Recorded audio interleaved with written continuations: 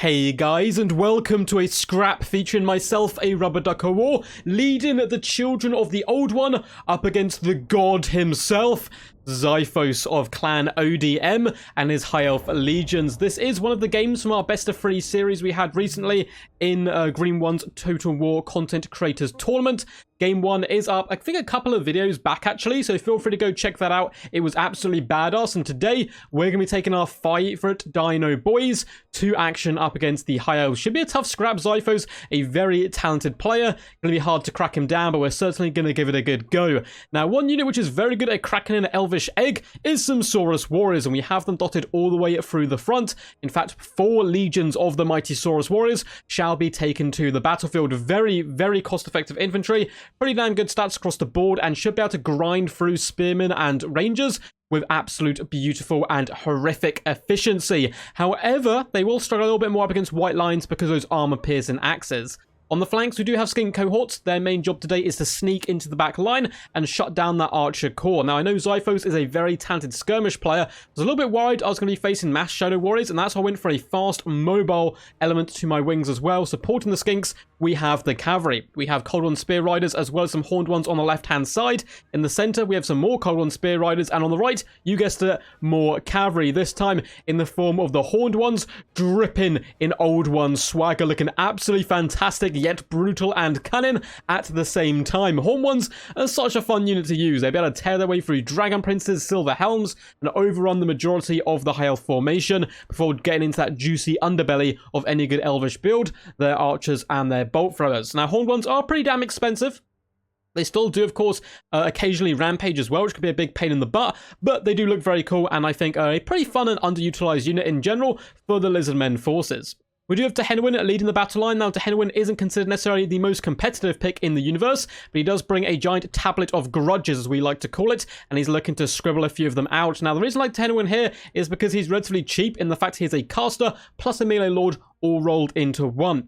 He's coming in with Stand Your Ground. He has Arcane Conduit, Transformation of Kadon, as well as Pan's Impenetrable Pelt and Wyson's Wild Form. So some relatively cheaper buff spells, plus the Manticore Summon, of course. Come on, it's the lore of the Manticore deep down. We all know it, and it is so powerful to use. In the corner here, we do have double Chameleon Stalkers. Their main job today is to shut down the enemy Elvish Archers.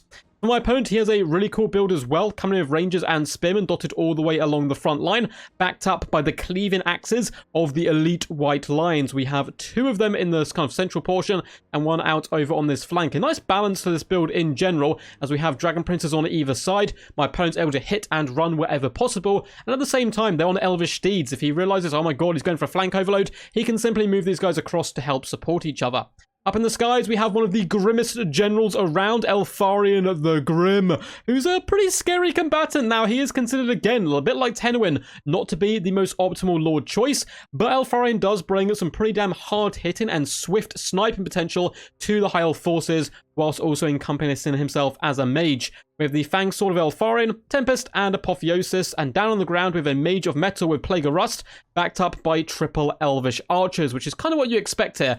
And I knew it was either going to be skirmish, or there was going to be a lot of trickery with Elvish Archers to boot, so I decided to do instead go for this mass cavalry overload, and we certainly have the numbers on my opponent when it comes to the cav. We outnumber the Dragon Princes 2-1 with elite Saurus riding maniacs. The Saurus Warriors are able to drive back Elfarion, who gets him for a nice old cheeky hit and run. Actually takes some damage in return there, but hey, he got a little bit of shots off onto the Saurus Warriors as well, as our battle line does start to move forward. The Horned ones smell blood, and I realize these Dragon Princes were a little bit idle, so I'm going to be hunting them down, charging forward, but the Dragon Princes rather wisely are going to retreat, and I just continue to push. I see this, I know it's a trap, I don't care, I want all the beef, and the Horned ones going to be driving straight in on top of the Archers, looking to shut them down, because the Archers, I felt, were one of the biggest threats to my build in general, so I'm straight on them, pulling apart a load of other units my opponent could use to plug the gaps, and the Saurus and other cold ones going to try to take advantage of that. Apotheosis goes down on the Dragon Princes, Plague of Rust goes down on the Horned ones, really looking to nuke them. Even Elfarion the Grim is going to be getting down and dirty, but whilst everything is distracted, we're hopping in the back line with cold ones, we're pushing through with Saurus and Skinks, and we're summoning the Manticore to the battlefield. Chameleon Stalkers are starting to hop on top of Archers, looking to shut them down and finish them off, which is really lovely for me. I want rid of these Archers as swiftly as possible. My opponent's doing some absolutely fantastic micro, however, with his Dragon Princes, bouncing them around the battle line and winning a multitude of engagements that otherwise he would normally struggle in. You can see the right-hand side has been absolutely dominated so far by the Elvish forces. Elfron is coming for a cheeky little snipe onto Henowin, who does have the Impenetrable Pelt cast on him, so he's relatively well protected. Plus the Manticore gets him with some big fat rear attacks. The Fang Sword has been drawn, and Elfron the Grim fights amongst enemies and not that many friends. Swords will be doing nice damage to him, and that Feral Manticore is putting in an absolute shift. You can see Elfron starting to take some pretty considerable damage. The Henowin's going to get out of there and try to move over to support other elements of my build. Horned Ones and Cold One Spear Riders are reaving in the back line as we start to punch through on this left-hand side. Dragon Princes are being outnumbered and archers being sent in all different directions. We do see a Plague of Rust go down on the Cold One Spear Riders once again, hopefully enabling the Dragon Princes to drag down the mighty children of the Old Ones. Elfron the Grim is getting very, very close here to completely break in, but he manages to pop an Apotheosis and just about get out in time due to some brave Spearmen and Dragon Princes bunching up my Horned Ones and Cold One Spear Riders, as well as the Feral Manticore, though there's a lot of Saurus Warriors nearby, still looking to grind through that central portion. My opponent here does the one thing you should do if you feel like you're on the back foot: snipe the enemy lord. And Elfron the Grim bomb rushes to Henowin, gets some massive connections there into Henowin. In just but a couple of hits is on death's door. Luckily we have Cold One Spear Riders for support, and we pop in at that Pan's Impenetrable Pelt and trying to fall back to the safety of the Horned Ones, once again hopefully ensnaring Elfron the Grim on the ground with a mixture of Saurus and cavalry. But Elfron simply going to turn tails and move back through his own Dragon Princes. This is really lovely play by Xiphos, realizing, hey, if I go forward I'm going to get trapped, so I'm simply going to go back through my own troops who won't stop me and get up into the sky once more. Skinks are just decimating the archers in the back, and we are forcing them off, and the right-hand side is engagements going well for us. Cold One Spear Riders and Saurus grinding out to the enemy. However, Balance of Power hates us, and that is for one crucial moment, and that is the generals. Elfron is super healthy with his healing, and Henowin is getting sniped time and time again. I'm desperately popping all the buffs I can and trying to wiggle to freedom, but Elfron does dive down in, supported by his loyal Dragon Princes and Spearmen and White Lions. White Lions, I think, have done a fantastic job today, and they really are starting to carve their way through my infantry corps. The Henowin's trying to get close to Cold One Spear Riders down on the ground, so hopefully we can pin in Elfarion, but rather sly custom Elfarion. He's going to be diving down and trying to fall back instantly back to friendly territory. We do get some nice hits on him though, and Henowin is going to move in and actually stagger the Grim, trying to drag him low, but in come the Dragon Princes, roaring a victorious cry of battle as they charge in to defend their Liege Lord and shut down the Cold One Spear Riders, once again pinning into Henowin, and in comes the Grim Meister once more. And Henowin may be a cool little dude, he may be an absolute chad, but he is but a skink, and Elfron the Grim is a Lord of War, breaking the hearts of the Dino people by ripping out the Henowins and showing it to his troops to salute victory. A valiant defeat, very well played to Xiphos. This was an awesome set of games we played. It was really good fun playing up against him. And like I said in my previous game, Xiphos is by far a better player than me, and that's kind of the player I love to play. Someone who's a bit better than you, but you maybe you're a bit of an underdog. You can try and throw some surprise punches in there, and it tends to come out as some really interesting games. So once again, well played to Xiphos. He does actually have a YouTube channel as well. Make sure to go check him out. Does some really awesome content. If you're looking to learn how a competitive player thinks or a very talented player thinks, make sure to go over there and check him out a little bit. But once again, well played to Xiphos, fantastic stuff. Well played as well to myself, I guess, under the guise there of the Blind Bandit. Was certainly a fun game. And Elfarion the Grim, so maybe a little underrated, maybe. I mean, he packed an absolute punch there, trying to take out my beloved Henowin. 2,416 damage value. That's certainly not too shabby. And when you're coming up against the Lizardmen in general, I think he can be a decent combatant. It may have been a different story if he was up against Krokgar. He certainly can't stick around for as long, but a flying lord who can heal himself, yeah, maybe he's not all terrible, but certainly overpriced in my humble duck opinion. I will get to the damage dealt, kills, and damage value of all of these units in just a second, but if you guys enjoyed this video, then make sure to leave a like, subscribe, and comment twice below. And why am I saying comment twice? Well, this is the second time I've recorded this video. Windows updated itself kind of in between my recordings, and it completely messed up my computer and destroys absolutely everything, because yay, Windows. So this is a second recording, and I think that deserves a second comment. So comment down below what you thought of the battle, and simply yell quack at me.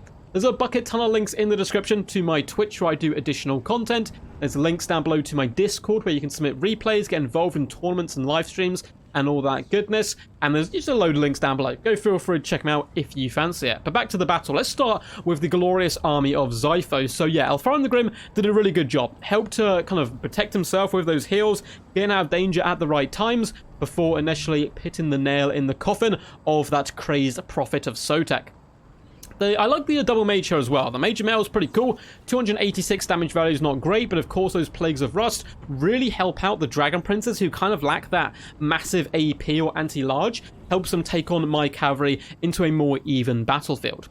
The Spearmen did okay. I mean, 411 and 287 damage value is not great, not terrible. Rangers 850, 243 and 850 value. Relatively solid across the board with 80, 30 and 12 kills. White lines, I think, are really crucial in this matchup in general. Their missile resistance is quite useful up against the skirmish elements the Lizardmen can bring, but likewise, those double-handed cleaving axes can really tear through the tough armor of the Saurus. Now, Saurus don't have great melee attack. Not the best melee defense, but they do have a relatively okay armor and massive weapon strength back. But luckily, the White Lions kind of counter all of this. Decent melee attacks, so they should be hitting the enemy 9 times out of 10. They have relatively decent melee defense, so the Saurus aren't going to be able to hit them anywhere near as much as the White Lions should be able to punch out. Plus, they have the AP to break through that armor. So I really do like White Lions here. 82, 29, and 9 kills across the board. We have 790 damage value, 739 and 532. Unfortunately for the Elvish Archers, they were kind of just slaughtered. 278, 201 and 72 damage value, just getting put to the sword, unfortunately, by the sneaky camo skinks, as well as the little skinks as well managed to float through, and I think some of the cavalry managed to shut them down as well. Very impressed with the Dragon Princes. 47 and 66 kills, 1.3k damage value and 1.4. Very nice work, supported by the Plague of Rust and some healing from Elfarin the Grim. They certainly did their people proud. As for myself, the Henowin didn't have the best of days, 582 damage value, but once again, he did manage to pop quite a few Parn's impenetrable pelts, most of them overcast as well, giving it as an area of effect, which is really nice. And he's a relatively decent lord who can buff and summon manticores. If we'd managed to get that second manticore off, maybe things would have been different. The first one did so much damage to Elfarin the Grim, he was able to escape due to some good micromanagement by Xiphos, and we weren't ever in a kind of a position where we could ensnare him and shut him down. If we'd managed to kill him there or bring him low enough that he would have broken and started to run away, maybe there was a chance, but alas, it was not to be. Skin cohorts, 250 and 220 damage value. Not too much work done there, but a lot of their value was in chasing off routing units. But this unit on the left with the 55 kills did actually shatter tuners of archers, so they did a good job. Likewise, the Stalkers, not the best value, 398 and 553, but they did a decent job shutting down the range elements of this Elvish build. For the front line, Saurus, 43, 103, 33 and 42 kills, so a bit of a mixed bag. Damage value 500, 550, 440 and 687. It's not amazing. I think they were often kind of put to the sword by the good micromanagement of those Dragon Princes bouncing up and down the line wherever my cavalry wasn't. We kind of committed all our cavalry to kill the archers and kill Elfarion. We got one, but we didn't get the other, and that was the big problem. And it left the Saurus Warriors isolated, and they were put to the sword by the cavalry and the White Lions. The cavalry, Colin Spear Riders, 692 and 846 damage values, not terrible. 64 kills and 42. But for me, without a doubt, my MVPs were these horned ones, particularly this first unit on the left with 74 kills, 1,293 damage value. Did a good job up against basically all the targets that they were issued against. The other unit, though it was kind of put to the slaughter early on with that overcast Plague of Rust, it did enable me to actually ensnare Elfarion and jump on a load of the units. It pulled so many resources from the High Elves back to the back line. It enabled us to push through and really shut down the Archer Corps, but it wasn't enough in the end. Still 919 damage value, not too shabby whatsoever. Hope you guys enjoyed this one. Until next time, peace, peace, and as always, stay awesome.